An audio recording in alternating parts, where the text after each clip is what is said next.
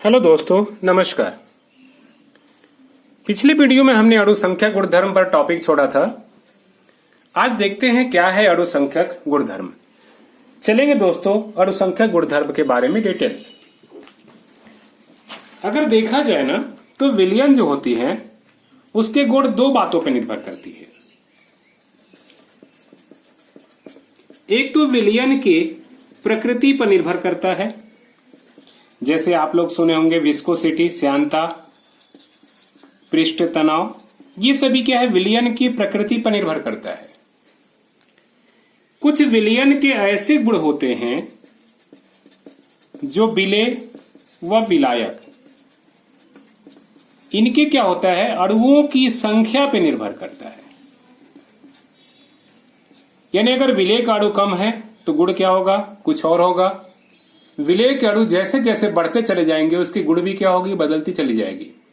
वैसे विलायक अणुओं की संख्या में अगर परिवर्तन होता है तो उसका गुण धर्म या गुण क्या होगा, विलयन का बदलेगा। तो यहां ध्यान रखिएगा, विलयन के दो गुण होते हैं, एक प्रकृति पर निर्भर करता है और दूसरा कैसा, विलेय और विलायक के अणुओं की संख्या पर निर्भर करता है। तो हम कह सकते हैं कि विलयन के वे सभी गुण धर्म या वे सभी गुण जो विलेय और विलायक के अणुओं की संख्या पर निर्भर करते हैं, ऐसे सभी गुणधर्म को या गुण को हम क्या कहेंगे, अणुसंख्यक गुणधर्म कहेंगे। तो ये है क्या कॉलिगेटिव प्रॉपर्टी। तो पिछले टॉपिक में हम देख चुके थे। देखिए क्या है दोस्तों, अणुसंख्यक गुणधर्म हमको कई मिलेगा, पर जो मेन जो है हम चार इसका उदाहरण लेके चलेंगे। तो हम पिछले टॉपिक में बात करिए। सबसे पहला जो टॉपिक हमारा जो है ना, ये जो अणुसंख्यक गुणधर्म का जो उदाहरण है, एक तरह से क्या है, हम अणुसंख्यक गुणधर्म का उदाहरण लेके चल रहे हैं और पूरा चैप्टर इसी पर आधारित है। इसमें पहला जो उदाहरण है वो क्या कहता है, वाष्प दाब में आपेक्षिक अवनमन। क्या है, हम लेके चलेंगे। एक दूसरा जो इसका उदाहरण मेन पढ़ना है वह पढ़ना है कैसा, क्वथनांक में उन्नयन। एक तीसरा जो टॉपिक पढ़ना है वो पढ़ना है क्या, हिमांक में अवनमन। और एक चौथा आखिरी जो पढ़ना है वो कैसा पढ़ना है हमको, तो परासरण दर। देखा जाए तो ये चार उदाहरण हमको क्या करना है, इस पूरे चैप्टर में डिटेल्स पढ़ना है। और भी बहुत सारे अणुसंख्यक गुणधर्म है, पर आपके सिलेबस या पाठ्यक्रम में जो है ये मेन चार गुणधर्मों के बारे में क्या है, डिटेल जानकारी हम लेके चलेंगे। तो सबसे पहले जो हमारा टॉपिक होगा वो टॉपिक क्या होगा, क्या है वाष्प दाब में आपेक्षिक अवनमन। तो दोस्तों हम लेके चलेंगे सबसे पहले कैसा, वाष्प दाब में आपेक्षिक अवनमन। इस वाष्प दाब में आपेक्षिक अवनमन को जानने से पहले क्या है, हमको इनसे संबंधित छोटे छोटे बिंदुओं को जानना होगा। क्या होता है वाष्प दाब, क्या होता है वाष्प दाब में अवनमन, तब जाके हम समझेंगे कैसा वाष्प दाब में आपेक्षिक अवनमन। तो दोस्तों सबसे पहले चलते हैं हम क्या, किसे कहते हैं हम, वाष्प दाब। ये वाष्प दाब अगर समझ लें तो फिर हमको समझ में आएगा। जरा समझिए क्या है। मान लीजिए क्या है, एक पात्र है इस प्रकार। इस पात्र में हमने क्या किया, कोई द्रव भर लिया। ये कोई पात्र है, द्रव भर लिया और हमने क्या किया, इस पात्र को किसी शीशे की जार से हमने क्या किया, पूरी तरह इसको ढक दिया। ये एक छोटी सी बिंदु समझने के लिए है। अब जरा समझिए, हम सबको पता है कि अगर ये द्रव कैसा है, वाष्पशील है, तो इसके क्या होंगे, कण धीरे धीरे वाष्पित होंगे, इस प्रकार वायुमंडल में वाष्पित होंगे। और इस प्रकार जब अधिक वाष्प बन जाता है तो क्या होता है ना, यही वाष्प की बूंदें जो होती है इस द्रव की सतह पर एक दाब आरोपित करता है। और इस द्रव की सतह पर जो ये आरोपित किया जाने वाला दाब होता है, इसी को हम कहते हैं कैसा, वाष्प दाब। याद रखिएगा, ये वाष्पशील द्रव होगा तभी। अगर कोई द्रव अवाष्पशील होंगे तो क्या होगा, उसका वाष्प यहां पर नहीं बनेगा, ठीक है। और अगर वाष्प नहीं बनेगा तो वहां वाष्प दाब भी क्या उपस्थित नहीं होगा। जिस प्रकार हमको मालूम है कि पृथ्वी की सतह, अगर ये पृथ्वी मान ले तो ये चारों ओर क्या है, वायुमंडल लगातार क्या करता है, पृथ्वी की सतह पर ये दाब आरोपित करता है। और इसी सतह पर आरोपित दाब को हम क्या कहते हैं, वायुमंडलीय दाब कहते हैं। तो वैसे ध्यान रखिएगा, जो द्रव होगा, जब ये द्रव वाष्पित होता है तो इस वाष्प जो द्रव की सतह के ऊपर जो वाष्प होता है, एक तरह से देखा जाए ना तो ये साम्यावस्था में भी होता है। जब अधिक मात्रा में वाष्प बनता है ना, जितना में क्या होता है द्रव वाष्प बदलता है, उतना ही द्रव फिर क्या होगा, वाष्प जो होता है द्रव में कन्वर्ट होता है। ये स्थिति जो होती है ना यहाँ पे साम्यावस्था, 11th क्लास में पढ़े होंगे, तो ये साम्यावस्था की स्थिति उत्पन्न हो जाता है। तो इसीलिए जब इसकी परिभाषा बनती है ना तो साम्यावस्था का शब्द उत्पन्न होता है। तो इस प्रकार वाष्प के द्वारा आरोपित दाब को क्या कहेंगे, हम वाष्प दाब कहेंगे। तो परिभाषा क्या होगा दोस्तों, तो इसकी परिभाषा को हम कह सकते हैं क्या, कि निश्चित ताप पर किसी द्रव की सतह पर साम्य में उपस्थित वाष्प के द्वारा आरोपित दाब उस विलयन का वाष्प दाब कहलाता है। ये दोस्तों हम परिभाषा हम इस प्रकार से लिख सकते हैं। यही है कैसा वाष्प दाब का परिभाषा, निश्चित ताप पर किसी द्रव की सतह पर साम्यावस्था में उपस्थित वाष्पोद्राव द्रव की सतह पर लगाया गया दाब उस द्रव का क्या कहलाएगा, वाष्प दाब कहलाएगा। ये आपको बिल्कुल समझ में आ गया होगा। चलिए अगली पॉइंट को समझते हैं। अगला जो बिंदु है वो पढ़ना है हमको वाष्प दाब में अवनमन तथा राउल्ट का नियम। अब एक शब्द आया, ध्यान रखिएगा, अवनमन। अवनमन का मतलब क्या होता है समझिए।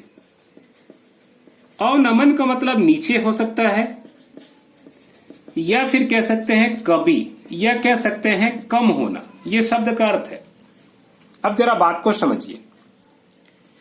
हम यहां दो पात्र ले रहे हैं, जरा अच्छा समझते हैं। हम यहां दो पात्र हम ले रहे हैं। ये पहला पात्र है। इस पात्र में मान लेते हैं 20 मिलीलीटर क्या है, जल है। इस पात्र में भी मान लेते हैं वही कैसा, 20 मिलीलीटर दोनों में जल है। अब देखा जाए तो ये शुद्ध जल है, पर हम क्या कर दिए हैं, इसी 20 मिलीलीटर जल में थोड़ा सा हम नमक मिला दिए। हमको मालूम है कि नमक जो होता है वह क्या होता है, अवाष्पशील विलेय होता है। नमक कैसा होता है, अवाष्पशील विलेय होता है। अब दोनों का अगर हम बेलजार से क्या कर दे, ढक दे, तो देखिए दोनों तो यहां वाष्प बन रहा है। अब अगर मान लीजिए अगर यहां वाष्प दाब की बात करें, तो अगर यहां वाष्प दाब मान लीजिए क्या है, 740 mm है, देखिए दोनों की मात्रा, तो यहां देखेंगे वाष्प दाब हो सकता है कितना हो, ये 735 mm ही हो। यानी यहां वाष्प दाब क्या हो गया, घट गया। और वाष्प दाब में घटना या कमी होना यही कहलाता है क्या, वाष्प दाब में अवनमन। बात समझेंगे ऐसा क्यों होता है, जरा समझिए। तो ये कहा जाता है कि जब किसी वाष्पशील विलायक में अगर कोई अवाष्पशील विलेय घोल दिया जाता है तो विलयन के वाष्प दाब में क्या होती है, कमी हो जाती है। और वाष्प दाब में यही कमी क्या कहलाता है, वाष्प दाब में अवनमन कहलाता है। तो अगर वाष्प दाब में अवनमन की परिभाषा आएगा तो हम कह सकते हैं कि जब किसी वाष्पशील विलायक में, जल क्या है, वाष्पशील विलायक है, में कोई अवाष्पशील विलेय जैसे नमक, शक्कर इत्यादि घोल दिया जाता है, तो विलयन का जो वाष्प दाब होता है वो शुद्ध विलायक के वाष्प दाब की अपेक्षा क्या होता है, कम हो जाता है। और ये वाष्प दाब में कमी ही क्या कहलाता है, वाष्प दाब में अवनमन कहलाता है। अब क्यों होता है अवनमन, इसको भी समझेंगे, और इसमें कैसे राउल्ट का नियम लागू होता है इसको भी हम समझने का प्रयास करेंगे। चलिए समझते हैं क्या है। अब जरा समझिए कि वाष्प दाब में कमी क्यों होता है, जरा समझ लेते हैं। ये मान लो वही दो पात्र है, दोनों में मान लीजिए अभी क्या है, वही 100 ml पानी है। इस बार हम ले रहे कितना, 100 ml, और अभी कैसा 100 ml। अब मान लीजिए यहाँ पे 1 2 3 4 5 अणु इसमें भी है, 1 2 3 4 5 अणु इसमें भी है। अब जरा समझिए, ये पूरा द्रव भरा हुआ है, जल भरा हुआ है, और दोनों में क्या है इस प्रकार, अभी शुद्ध जल की बात कर रहे हैं। अब जरा समझिए, देखिए द्रव वाष्पित कैसे होता है, समझिए। देखिए द्रव के अणु क्या होगा, इस प्रकार व्यवस्थित होते हैं। जब ये द्रव का सतह पर अणु जब क्या होता है, उड़ जाता है, तो क्या होता है, उसके पीछे वाले अणु इस प्रकार ऊपर सरकते हैं। अब एक छोटा सा अनुभव करिए कि अगर आपके पास क्या है, एक गिलास पानी है और इसी पानी को क्या कर दें आप, फर्श पे गिरा दे, तो आप कहेंगे कौन सा पानी पहले सूखता है, तो आप कहोगे कि फर्श वाला पानी क्या होगा, पहले सूखेगा। ये बात को समझिए। ग्लास में अगर रखा पानी है और एक दूसरे ग्लास में पानी को क्या कर दिया हमने, फर्श पे पूरा फैला दिया, तो आप क्या कहेंगे कौन पहले वाष्पित होगा, तो फर्श वाला पानी वाष्पित होगा। क्यों, जरा समझिए। देखिए क्या है, यहां पे मान लीजिए देखा जाए ना तो 5 अणु क्या होगा एक साथ ऊपर उड़ सकते हैं, यहां भी 5 अणु एक साथ ऊपर उड़ सकते हैं। अब जैसे ग्लास में तो 5 ही अणु है, लेकिन जैसे फर्श में हमने फैलाया तो हो सकता है कि अगर इतना दूर फैला है तो 1 2 3 4 5 6 7 8 9 10, यहां 10 अणु क्या होंगे एक साथ वाष्पित होंगे। यानी जितने समय में यहाँ 5 अणु वाष्पित होंगे उतने ही समय में यहाँ अगर फर्श पे गिरा है तो क्या होगा 10 अणु यहाँ वाष्पित हो रहे हैं। मैं तो छोटा बता रहा हूं, फर्श फैला हुआ है तो क्या होगा एक साथ 1000 अणु भी वाष्पित होंगे। कुल मिला के आपको ये बात समझना है कि अगर द्रव का पृष्ठीय क्षेत्रफल अधिक है तो वाष्पन की प्रक्रिया भी क्या होगी, अधिक होगी। वाष्पन की प्रक्रिया क्या होगी, अधिक होगी। जितना अधिक पृष्ठीय क्षेत्रफल रहेगा उतनी अधिक संख्या में अणु क्या होंगे, वाष्पित होगा। तो पृष्ठीय क्षेत्रफल अधिक होने के कारण क्या होगा, वाष्पन की प्रक्रिया भी क्या होगी, अधिक होगी। अब देखिए यहाँ पे 5 अणु, यहाँ भी, यहाँ जो भी वाष्प बनेगा दोनों में क्या होगा, बराबर बनेगा, क्योंकि यहाँ 5 अणु दोनों में उड़ रहा है। अब जरा समझिए, मान लीजिए इसमें हमने क्या कर दिया, नमक मिला दिया। ये मान लो नमक के 2 अणु हैं, ये इस प्रकार ये नमक के अणु है, ये वाला। अब क्या होगा, हमको मालूम है कि नमक कैसा होता है, अवाष्पशील है। ये NaCl, ये कैसा होगा, अवाष्पशील होगा। अब मान लो नीचे अगर जल का अणु भी है, ठीक है, कहीं कहीं यहाँ क्या होगा, ये नमक का अणु होंगे, इस प्रकार पाया जाएगा, ये नमक का अणु बीच बीच में। और बाकी क्या होंगे, जल के अणु होंगे, इस प्रकार जल का अणु होगा। तो क्या होगा, देखिए ये जो नमक के अणु होंगे वो उड़ेंगे नहीं। कौन उड़ेगा, केवल ये जल के 3 अणु उड़ेंगे। और ये दोनों अणु क्या होंगे जो सतह पे हैं, ना तो ये स्वयं वाष्पित होंगे और न ही क्या होगा नीचे वाले अणुओं को वाष्पित करेंगे। एक तरह से नमक मिला देने से अगर देखा जाए ना तो इसकी पृष्ठ की सतह का क्षेत्रफल क्या हो गया, घट गया। अब जितने समय में इसके 5 अणु उड़ेंगे उतने समय में क्या होंगे, इसके केवल 3 अणु उड़ेंगे। यानी अवाष्पशील विलेय मिला देने से हमको क्या देखने को मिल रहा है, यहां सतह का पृष्ठीय क्षेत्रफल क्या हो रहा है, घट जा रहा है, घट रहा है। और जब पृष्ठीय क्षेत्रफल घटेगा तो वाष्पन की प्रक्रिया कम होगी, और वाष्पन की प्रक्रिया कम होगी तो यहां जो बनने वाला वाष्प होगा वो भी कैसा होगा, कम होगा। याद रखिएगा दोस्तों, वाष्प कम बनने के कारण यहाँ वाष्प दाब में क्या होगी, कमी होगी, और इसे ही हम कहते हैं क्या, वाष्प दाब में अवनमन। कुल मिला के हमको बात ये समझना है कि अगर कोई शुद्ध विलायक है ना, तो उसका क्या होगा, पृष्ठीय क्षेत्रफल में जितने अणु होंगे वो सारे एक साथ उड़ेंगे। और अगर उसमें कोई अवाष्पशील विलेय हम मिला देते हैं तो उसका पृष्ठीय क्षेत्रफल का मान क्या होगा, घट जाएगा, क्योंकि जो अवाष्पशील विलेय का अणु है वो क्या होंगे, ना तो स्वयं वाष्पित होंगे और न ही नीचे के अणुओं को ही क्या करेंगे, वाष्पित होने देंगे। यही है कैसा, वाष्प दाब में अवनमन का कारण।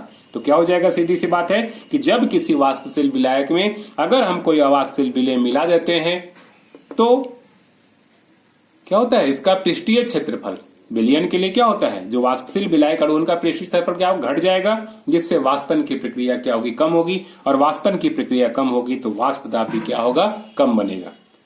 अब समझना होगा किसी में क्या है, राउल्ट का नियम क्या लागू नियम कहता है। देखिए नियम इसी के लिए है, यानी अगर देखा जाए तो अब जरा समझते हैं कि राउल्ट का नियम कैसे लागू होगा, क्या परिभाषा होगी, जरा समझिए।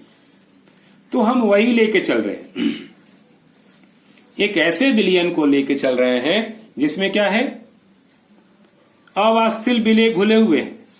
मैं उसी विलयन की बात कर रहा हूं, उसी पे क्या है, राउल्ट का नियम देखेंगे। हालांकि राउल्ट का नियम हम क्या करेंगे, 2 ऐसे विलयन का भी देखेंगे जो वाष्पशील दोनों हो। मान लीजिए क्या है, विलयन है, हमने क्या कर दिया, इसमें नमक मिला दिया है, ये बीच बीच में क्या है, नमक का अणु है, अवाष्पशील विलेय है, ये अणु घुला हुआ है, इस प्रकार मान लीजिए ये सारे क्या है, नमक के अणु हैं।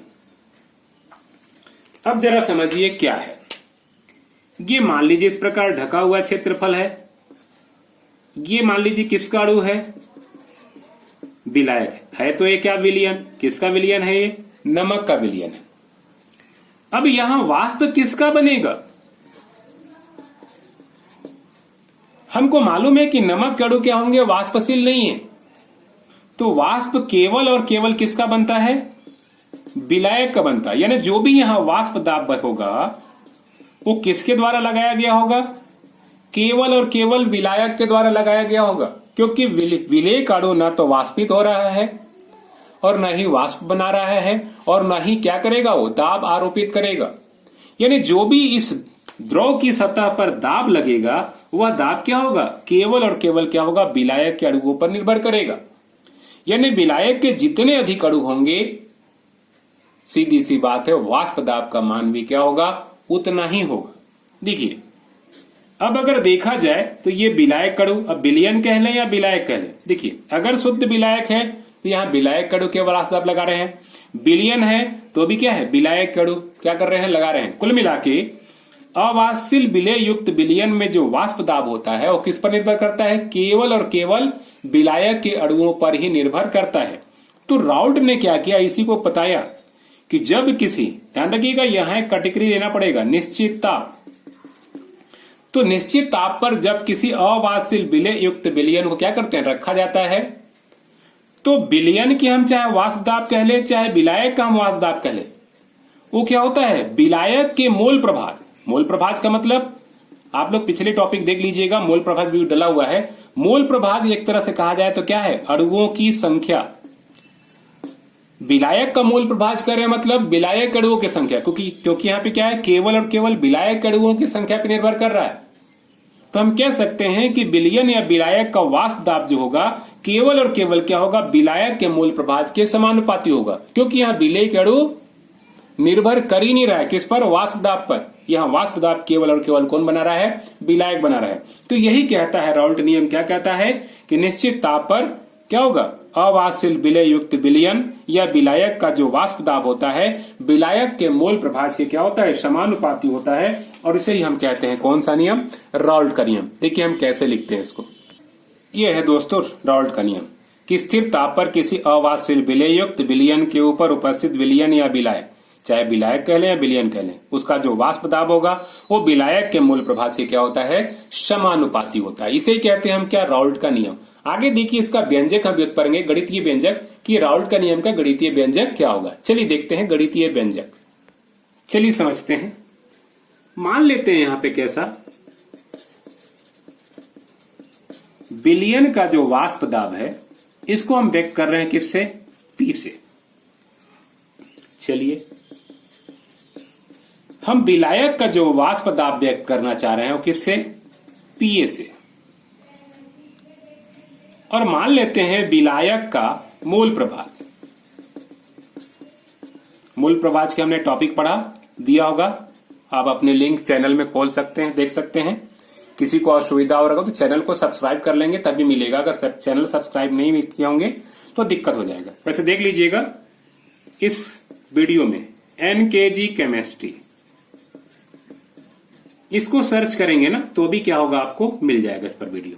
ये सर्च करेंगे तो कोई भी वीडियो मिल जाएगा, है ना। चलिए समझिए। तो हमने क्या कहा? ये टॉपिक है।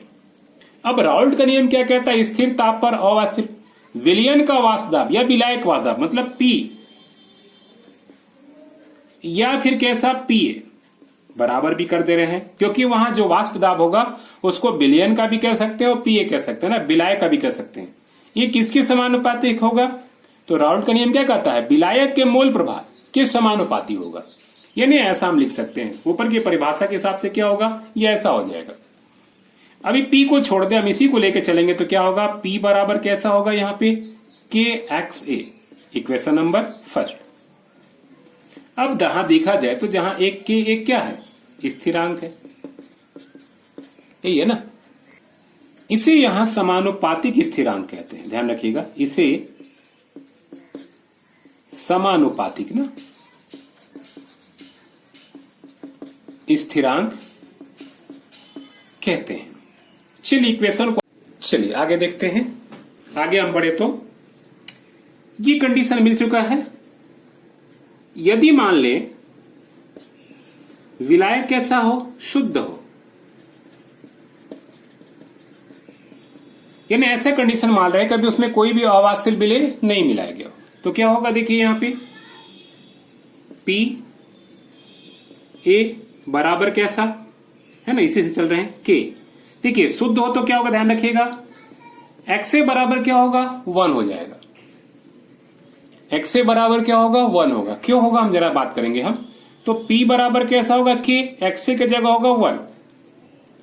देखिए क्या है ना, यहाँ पे अगर विलायक शुद्ध ले रहे हैं तो यहाँ क्या होगा, विलायक का वाष्प दाब भी क्या होगा, शुद्ध होगा।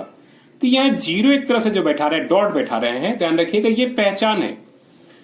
पीए क्या था, विलायक का वाष्प दाब था। अब ये जो डॉट ऊपर बैठा है इसका मतलब क्या हो गया, शुद्ध विलायक का वाष्प दाब होगा। अब बात जरा समझिए दोस्तों, यहाँ XA बराबर क्यों 1 आया। मोल प्रभाज का टॉपिक सुनेंगे, ध्यान रखिएगा। अगर मान लो विलयन में केवल एक घटक है तो XA बराबर भी क्या होगा, 1 होगा। अगर विलयन में 2 घटक है, XA और XB है, तो इनका मोल प्रभाज भी क्या होगा, एक ही होगा। अगर विलयन में क्या होगा, XA plus XB plus XB, 3 घटक हो तो इनका मोल प्रभाज का योग एक ही आता है। विलयन में चाहे 1 घटक हो, 2 घटक हो, 3 घटक हो, चाहे 50 घटक हो, अगर सभी घटकों की मोल प्रभाज को जोड़ेंगे तो क्या होगा, एक ही मिलेगा।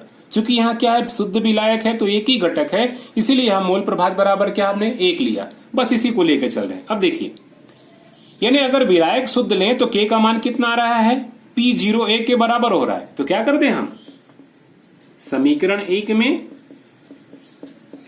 मान रखने पर किसका मान रख दे, K का, तो क्या मिल जाएगा हमें, मिल जाएगा PA बराबर K की जगह क्या मिल जाएगा हमको, P0 N2 कैसा, XA। ध्यान रखिएगा यही एक ऐसा राउल्ट का मेन नियम। देखिए हम पहले क्या देखे थे, P बराबर क्या है, PA, यानी PA को हम विलायक का वाष्प दाब भी कह सकते हैं और विलयन का वाष्प दाब भी कह सकते हैं। तो एक तरह से हम क्या लिख सकते हैं, यहाँ पे लिख सकते हैं विलयन या विलायक का वाष्प दाब बराबर क्या हो जाएगा, ये P0 लगा, मतलब क्या हो जाएगा, ये शुद्ध विलायक का वाष्प दाब और गुणित क्या हो जाएगा ये, तो विलायक का मोल प्रभाज। देखिए यही है क्या, राउल्ट का नियम। क्या परिभाषा हो जाएगा, जब किसी वाष्पशील विलायक में कोई अवाष्पशील विलय मिला दिया जाता है तो विलयन या विलायक का वाष्प दाब जो होता है वो शुद्ध विलायक का वाष्प दाब और विलायक के मूल प्रभाज के गुणनफल के क्या होता है, बराबर होता है। तो ये भी एक राउल्ट का नियम है। और शुरू में हमने क्या राउल्ट बनाया, नियम बताया था ना, ये वाला नियम कि स्थिर ताप पर किसी अवाष्पशील विलय युक्त विलयन के ऊपर उपस्थित विलयन का या विलायक का वाष्प दाब क्या होता है, विलायक के मूल प्रभाज के समानुपाती होता है। तो ये भी राउल्ट का नियम है और एक तरह से कह सकते हैं क्या कि राउल्ट के नियम का क्या है, निष्कर्ष है। ठीक है, ये निष्कर्ष को ध्यान रखिएगा, हम लास्ट में लिख सकते हैं। यही है मुख्य रूप से कैसा, राउल्ट का नियम।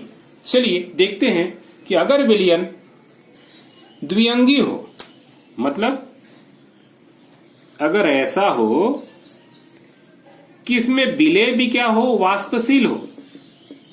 भाई ये तो किसके लिए लागू है, जिसमें विलय वाष्पशील है, और कैसा हो, विलायक भी वाष्पशील हो। ऐसे विलयनों को हम क्या कहते हैं, यहां पे द्विअंगी बोलते हैं विलयन। क्या बोलेंगे हम, द्विअंगी विलयन। इसके लिए क्या लागू होगा जरा समझिए। देखिए यहां क्या मिला हमको, PA बराबर P0 इंटू XA, तो यहां भी क्या मिलेगा हमको, PA बराबर P0A इंटू कैसा, XA। ये किसके लिए, ये विलायक के लिए होगा। चूंकि विलय भी वाष्पशील है तो PB बराबर क्या मिल जाएगा हमको, P0B इंटू XB। ये किसके लिए लागू होगा, विलय के लिए। यानी जो विलय का यहां मूल प्रभाज होगा वो शुद्ध विलय के मूल प्रभाज, शुद्ध विलय का वाष्प दाब, विलय का जो वाष्प दाब होगा वो शुद्ध विलय का वाष्प दाब और विलय के मूल प्रभाज के क्या होगा, गुणनफल के बराबर होगा। जैसे विलायक के लिए लागू होगा वैसे विलय के लिए भी लागू होगा। तो द्विअंगी विलयन के लिए कैसा परिभाषा हो जाएगा, तो द्विअंगी विलयन को हम ऐसा परिभाषा दे सकते हैं कि वाष्पशील द्रवों के विलयन, दोनों द्रव विलयन क्या वाष्पशील है, विलय विलायक, तो वाष्पशील द्रवों के विलयन में निश्चित ताप पर प्रत्येक घटक का जो आंशिक दाब होगा, प्रत्येक घटक का जो आंशिक दाब होगा उस शुद्ध घटक के वाष्प दाब, इनके शुद्ध घटक के वाष्प दाब तथा घटक के मोल प्रभाज के क्या होगा, गुणनफल के बराबर होगा। यानी विलायक का जो वाष्प दाब होगा वो शुद्ध विलायक के वाष्प दाब और विलायक के मोल प्रभाज के गुणनफल के बराबर होगा, और जो विलेय का क्या होगा, वाष्प दाब होगा, वो शुद्ध विलेय के वाष्प दाब और विलेय के मोल प्रभाज के गुणनफल के क्या होगा, बराबर होगा। तो विलयन पर कुल वाष्प दाब क्या होगा, विलयन पर अगर कुल वाष्प दाब की बात करें तो क्या होगा, तो विलयन पर कुल वाष्प दाब P बराबर क्या हो जाएगा, हम डाल्टन के आंशिक दाब से क्या कर सकते हैं, PA प्लस PB मान रखे तो क्या मिलेगा हमको, यह मिलेगा P बराबर P0A XA और प्लस कैसा P0B इंटू कैसा XB। PA के जगह हमने रख दिया, PB के जगह ये कह सकते हैं ऐसे विलयनों के लिए लागू होगा जिसमें क्या हो, विलेय और विलायक दोनों ही क्या हो, वाष्पशील हो। तो ये है कैसा राउल्ट का नियम, कैसे के लिए, द्विअंगी विलयन के लिए, है ना। हो सकता है इस विलयन में तीसरा भी वाष्पशील पदार्थ हो, अगर तीसरा होगा तो क्या होगा, PC बराबर P0C इंटू XC। तो विलयन में जितने भी घटक होंगे ना, वो प्रत्येक घटक का जो वाष्प दाब होगा वो कैसा होगा, उस घटक के शुद्ध वाष्प दाब और घटक का जो मोल प्रभाज होगा उसके गुणनफल के बराबर होगा। यही था कैसा राउल्ट के नियम, किसके लिए, द्विअंगी विलयन के लिए। चलिए अगला टॉपिक चलते हैं। चलिए अब जो चलते हैं, जो मेन हमारे स्टार्टिंग टॉपिक था उसको लेके चलते हैं। क्या था स्टार्टिंग टॉपिक, वाष्प दाब में आपेक्षिक अवनमन तथा कैसा राउल्ट का नियम। अब एक शब्द आ गया आपेक्षिक अवनमन, तुलना करना है, तो कैसे स्टार्ट करेंगे। देखिए दोस्तों, स्टार्ट हमको वैसे चलना है, हमको पहले क्या होगा, इसी परिभाषा को लेकर चलना होगा, जो शुरुआत में हम लोग देखे थे पिछला वाला वही देखना है। यहां तक हम चले थे और धीरे धीरे हमने क्या किया था, मतलब स्टार्ट वैसे ही करना है। मानव विलयन का पहले परिभाषा लिखेंगे और गणितीय व्याख्या करेंगे। गणितीय व्याख्या करते करते हमको क्या करना है, इक्वेशन 2 तक पहुंचना है। ये 2 तक हम जो कर चुके हैं वही काम करना है, यानी वाष्प दाब में आपेक्षिक अवनमन आएगा तो भी क्या करना है, हमको इक्वेशन 2 तक वही चलना है। मतलब क्या करेंगे, हम इसका इस पॉइंट का स्टार्टिंग जो करेंगे इसी परिभाषा स्टार्ट करेंगे, ये ऐसा मान लेंगे, है ना। ये तो खैर इसको हम नहीं लिखेंगे ना। इसके बाद क्या होगा, हम आगे पूरी प्रक्रिया यहीं पे चलेंगे, कहां तक, इक्वेशन नंबर 2 तक। यहां तक आपको समझ में आ गया होगा किस तरह से हम यहाँ पे पहुंचे थे, है ना। ये सब साइड रफ छोड़ दीजिएगा, ये इक्वेशन 2 तक हम पहुंच चुके हैं। अब आगे हम चलेंगे तो फिर समझेंगे क्या है वाष्प दाब में आपेक्षिक अवनमन। तो इक्वेशन 2 तक पहुंच गए, अब आगे देखिए कैसे बढ़ते हैं, जरा समझिए। एक कंडीशन लेके चलेंगे, यदि विलेय का मोल प्रभाज XB हो, यदि विलेय का क्या हो, मोल प्रभाज XB हो, तो क्या हो जाएगा, मतलब सीधी सी बात है, XA प्लस XB बराबर भी क्या होगा, 1 ही होगा। बता चुके हैं 2 घटक है। तो देखिए हम यहां XA का मान निकाले तो इस XA बराबर क्या हो जाएगा, 1 माइनस XB ही ना होगा। XA का जो वैल्यू होगा XB उधर चलेगा तो क्या माइनस, क्या कर दे, समीकरण 2 में मान रखने पर, मान रखने पर समीकरण 2 में मान रखेंगे तो क्या मिलेगा, हमको मिल जाएगा PA बराबर P0 तो अपने जगह पे है, XC के जगह हम क्या रख देंगे, 1 माइनस XB। इसी को अगर आगे हल करेंगे तो क्या होगा, मल्टीप्लाई कर दे यहां पे तो मिल जाएगा PA बराबर P0A, 1 से मल्टीप्लाई होगा तो माइनस क्या होगा, P0A इंटू कैसा XB, यही होगा ना। चलिए अब क्या करते हैं, हम इस पूरे पद को उठा के इधर ले आते हैं, इस पद को उठा के उधर ले आते हैं तो क्या मिलेगा हमको, इधर आएगा तो हो जाएगा कैसा, P0A XB बराबर कैसा, तो ये हो जाएगा P0A और माइनस इधर जाके क्या होगा PA। इस P0 को उधर भेज दे तो क्या मिलेगा हमको, मिल जाएगा XB बराबर P0A माइनस PA बटे कैसा P0A। अगर सुविधा अनुसार, ओह सॉरी नहीं देख पाए ना, जरा फिर से देख लीजिएगा, शायद नीचे रह गया। हमने क्या किया, इस P0 को उधर भेजा तो कहां चला गया, नीचे चला गया, तो XB बराबर क्या मिला, P0A माइनस PA और बटे कैसा P0A। ये इक्वेशन नंबर कैसा 3।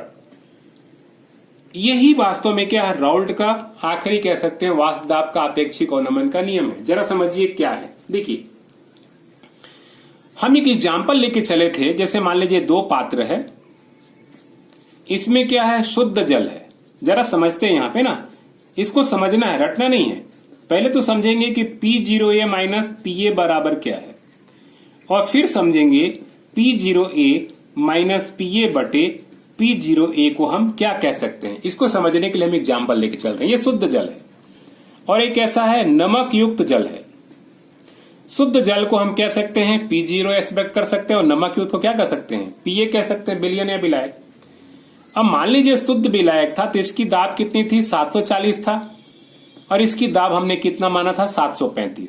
तो एक तरह से क्या है, P0 माइनस PA कर रहे हैं, मतलब क्या कर रहे हैं, 740 माइनस 735 क्या मिल रहा है, 5 mm। तो ये 5 mm क्या मिल रहा है, वाष्प दाब में कमी मिल रहा है या वाष्प दाब में अवनमन मिल रहा है। तो हम इसको कह सकते हैं कि इसको अगर घटाएंगे तो हमको क्या मिलेगा, ये कहलाएगा वाष्प दाब में अवनमन। यानी शुद्ध में से अगर विलयन को घटाएंगे तो जो आएगा अंतर, इस अंतर को हम क्या कहेंगे, वाष्प दाब में अवनमन कहेंगे। तो यहाँ पे हम P0A माइनस PA बराबर क्या है, वाष्प दाब में अवनमन है। अब देखिए हम अनुपात निकाल रहे हैं शुद्ध विलायक से, अगर तुलना कर रहे हैं, ध्यान रखिए किससे, तब ये कहला जाएगा कैसा, वाष्प दाब में आपेक्षिक अवनमन। यही है ना, तुलना कर दिया हमने तो क्या हो गया, वाष्प दाब में आपेक्षिक अवनमन किसके बराबर है, विलेय के मूल प्रभाज के बराबर। आप चाहो तो सुविधानुसार ऐसे भी लिख सकते हो ना, बटे कैसा, P0A बराबर XB। बात तो वही है, आपको समझ में आ रहा होगा, सेम वही प्रोसेस है, उलट दे। यही है वास्तव में कैसा, राउल्ट का आखिरी नियम। क्या ले सकते हैं कि जब किसी वाष्पशील विलायक में कोई अवाष्पशील विलेय मिला दिया जाता है तो वाष्प दाब में जो आपेक्षिक अवनमन होता है वो विलेय के मूल प्रभाज के क्या होता है, बराबर होता है। यही कहलाता है कैसा, राउल्ट का नियम। किसके लिए, वाष्प दाब में आपेक्षिक अवनमन के लिए। क्या है, राउल्ट का नियम। देखिए इसका प्रश्न इस तरह से भी आ सकता है दोस्तों, कैसा आ सकता है, सिद्ध करो। कैसा आ जाएगा, सिद्ध करो, PA0A माइनस PA बटे P0A बराबर XB। या जो निष्कर्ष बोल रहा हूं वही प्रश्न के रूप में आ सकता है। कैसा आ सकता है कि सिद्ध करो कि वाष्प दाब में आपेक्षिक अवनमन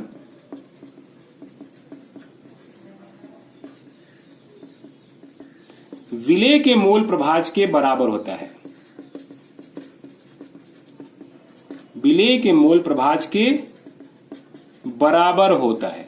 और यही हमारा निष्कर्ष है। अगर छोड़ दें तो हम कह सकते हैं कि जब किसी वाष्पशील विलायक में कोई अवाष्पशील विलेय मिला दिया जाता है तो वाष्प दाब में आपेक्षिक अवनमन जो होता है विलेय के मूल प्रभाज के बराबर होता है। यही दोस्तों कैसा, राउल्ट का नियम। हमें उम्मीद है कि राउल्ट के नियम पूरी तरह से समझ में आ चुका होगा। चलिए आगे देखते हैं। यह एक अति महत्वपूर्ण टॉपिक है। बोर्ड की दृष्टि से अक्सर ये प्रश्न पूछा जाता है कि वाष्प दाब में आपेक्षिक अवनमन की सहायता से अवाष्पशील विलेय का हम कैसे अणुभार ज्ञात कर सकते हैं, है ना। ये आता है प्रश्न बोर्ड में, बहुत महत्वपूर्ण है। वैसे क्या होगा, अन्य जो 3 और अणुसंख्या गुणधर्म है उसकी सहायता से भी अवाष्पशील विलेय का अणुभार ज्ञात करने को आता है। 3 चारों में से कोई एक न एक आता है। चलिए जरा समझते हैं, स्टार्ट कैसे करेंगे। ठीक है, राउल्ट का वही जो निष्कर्ष था ना वाष्प दाब में आपेक्षिक अवनमन वाला, उसी को लेकर चलेंगे। क्या निष्कर्ष था, तो हमें मिला था क्या, P0A माइनस PA बटे कैसा, P0A बराबर क्या, XB। यही था ना इक्वेशन नंबर फर्स्ट। पहले हम लिखेंगे यहाँ पे कि हम जानते हैं कि शुरुआत कैसे करेंगे कि हम जानते हैं कि जब किसी वाष्पशील विलायक में कोई अवाष्पशील विलेय मिला दिया जाता है तो वाष्प दाब में आपेक्षिक अवनमन जो होता है विलेय के मूल प्रभाज के बराबर होता है। और क्या करेंगे, हम इक्वेशन नंबर फर्स्ट लिख देंगे। तो पहले क्या करेंगे, हम इसकी परिभाषा लिखेंगे और परिभाषा के बाद क्या करेंगे, इक्वेशन फर्स्ट में चले आएंगे। यहां तक तो हमको समझ में आ गया होगा। ठीक है, चलिए XB। अब XB क्या है, यहाँ पे विलेय का मोल प्रभाज है, तो इसी को लेके हम चलेंगे कैसा, चूंकि विलेय का मोल प्रभाज, विलेय का मोल प्रभाज XB बराबर क्या होगा, तो मोल प्रभाज के हिसाब से क्या हो जाएगा, NB बटे Na प्लस NB। यही होगा ना। अब क्या है भाई, जहां अगर Na का बात करें तो क्या हो जाएगा, विलायक के मोलों की संख्या, और NB बराबर क्या हो जाएगा, विलेय की मोलों की संख्या।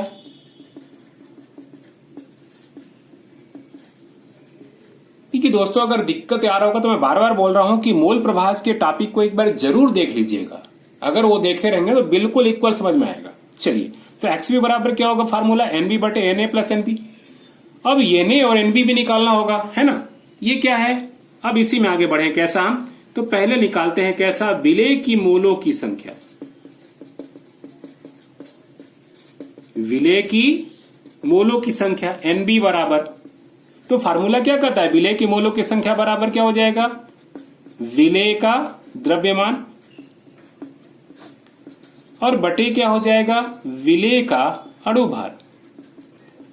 मान लेते हैं क्या है द्रव्यमान WB, वेट B से, और अणुभार को क्या कर रहे हैं हम MB से व्यक्त कर रहे हैं। तो इसी प्रकार हम किसका निकाल सकते हैं, तो इसी प्रकार हम निकाल सकते हैं विलायक की मोलों की संख्या। विलायक की मोलों की संख्या मतलब Na बराबर, तो क्या मिलेगा, हाँ जैसे यहाँ NB बराबर WB, तो वैसे Na बराबर क्या होगा, WA बटे Ma। यानी NB का मान भी निकल गया, Na का मान भी निकल गया, हम क्या कर रहे हैं इसको निकाल ले। अतः XB बराबर क्या हो जाएगा, तो यहाँ XB बराबर होगा कैसा, NB की जगह क्या मिला हमको, तो ये हो जाएगा WB अपॉन कैसा MB, और बटे यहाँ Na की जगह क्या हो जाएगा WA अपॉन कैसा Ma, और प्लस बगल में क्या हो जाएगा WB अपॉन कैसा MB। अब अगर देखा जाए ना, तो ये जो WB बटे MB का मान बहुत कम आएगा, क्योंकि हम क्या कर रहे हैं, विलयन कैसा हो रहा है, तनु। तो कंडीशन लेके चलेंगे कि यदि विलयन तनु हो तो ध्यान रखिएगा जो WB और MB, WB बटे कैसा MB का मान कैसा होगा, अत्यंत कम होगा, बहुत कम होगा। यहां पर से तो नहीं, अगर नीचे वाले पद से इसको क्या कर रहे हैं हम नगण्य भी मान लेना, तो क्या होगा, मान में कोई विशेष फर्क नहीं पड़ेगा। तो हम क्या करेंगे, यहां पर निचले पद से या हर पद से क्या करेंगे, हम इसको नगण्य मान रहे हैं, तो अगला क्या हो जाएगा, सीधी सी बात है कम होगा। अतः लिख सकते हैं कैसा हम WB बटे MB का मान। देखिए ऊपर का मान अगर हटा देंगे ना, तो क्या होगा, मान पे बहुत ज्यादा प्रभाव पड़ेगा। लेकिन यहां से अगर ये WA अपान MA की अपेक्षा क्या होगा, इसका मान बहुत कम होता है, अत्यंत कम होता है तनु विलयन के लिए। तो अगर इसको हम नगण्य मान लेना तो क्या होगा, तो भी इसकी XB के मान पे कोई विशेष प्रभाव नहीं पड़ेगा। तो क्या है, अतः WB बटे MB का मान किससे, मान हर पद, हर पद का मतलब नीचे के पद से ना, पद से क्या करने पर, नगण्य मानने पर। नगण्य मान ले तो क्या मिलेगा हमको यहाँ पे, तो यहां मिल जाएगा कैसा XB बराबर कैसा मिल जाएगा हमको WB अपॉन MB, और नीचे क्या बच जाएगा केवल WA अपॉन कैसा MA। ये हो गया कैसा इक्वेशन नंबर 2। क्या लिख सकते हैं हम, इस XB का मान कहां रखने पर, समीकरण 1 में रखने पर रख दीजिए। समीकरण 1 क्या था, मैं यहां ले आ रहा हूं, ये था हमारा समीकरण 1, यही था ना। तो समीकरण 1 में रखेंगे तो क्या मिल जाएगा हमको, मिल जाएगा P0A माइनस कैसा PA बटे कैसा P0A बराबर XB के जगह हमें क्या मिल गया है, तो मिल गया हमें कैसा WB अपॉन MB और बटे कैसा WA अपॉन कैसा MA। इसी को ऐसा व्यवस्थित कर सकते हैं हम कैसा, तो लिख सकते हैं P0A माइनस PA बटे कैसा P0A बराबर MB नीचे चला जाएगा और MA ऊपर चल जाएगा, तो क्या मिलेगा ऊपर WB इंटू MA ऊपर चला जाएगा, और नीचे क्या मिलेगा हमको WA इंटू कैसा MB। यही है ना, हमको किसका मान निकालना है, MB का मान निकालना है। MB क्या है, अवास्तविक विलेय का अणुभार है, तो MB बराबर क्या हो जाएगा, देखिए तो साथ वाला पद कहां चला जाएगा, नीचे, ये सारे पद कहां चला जाएगा ऊपर, तो ऊपर क्या मिल जाएगा हमको P0A इंटू कैसा WB इंटू कैसा MA, यही मिलेगा ना। और बटे क्या होगा साथ वाला पद, तो ये मिल जाएगा इधर कैसा WA, और कोष्टक में हम लिखेंगे कैसा, ये चला जाएगा नीचे P0A माइनस कैसा P। यही क्या है, ध्यान रखिएगा दोस्तों, अवास्तविक विलेय का क्या होगा, अणुभार निकालने का सूत्र होगा। यानी इस सूत्र की सहायता से हम किसी भी अवास्तविक विलेय का क्या कर सकते हैं, हम अणुभार ज्ञात कर सकते हैं। तो क्या क्या आया ऊपर P0A W इंटू MA, और नीचे कैसा, तो WA इंटू कैसा P0A माइनस में लिख सकते हैं क्या समीकरण 3 की सहायता से हो गया दाएं पक्ष की राशियां ज्ञात होने पर क्या कर सकते हैं? अवाष्पशील विलेय का अणुभार, यही है ना एमबी, ज्ञात किया जा सकता है। दोस्तों यही था कैसा यहां पे अवाष्पशील विलेय का अणुभार ज्ञात करने का सूत्र। यहां पे देखा जाए तो वाष्प दाब में आपेक्षिक अवनमन क्या है, ये पूरी टॉपिक क्या है समाप्त होती है। हालांकि दोस्तों आगे अगर देखा जाए तो इसके पार्ट और भी हैं, आदर्श विलयन, अनादर्श विलयन वगैरह। ठीक है, तो इस टॉपिक को देखेंगे कैसा अगले वीडियो में। ओके दोस्तों, उम्मीद है वीडियो पसंद आई होगी, पूरी तरह से समझ में आई होगी। प्लीज कमेंट सेक्शन में जरूर अपनी राय देंगे। Okay, thank you, good bye.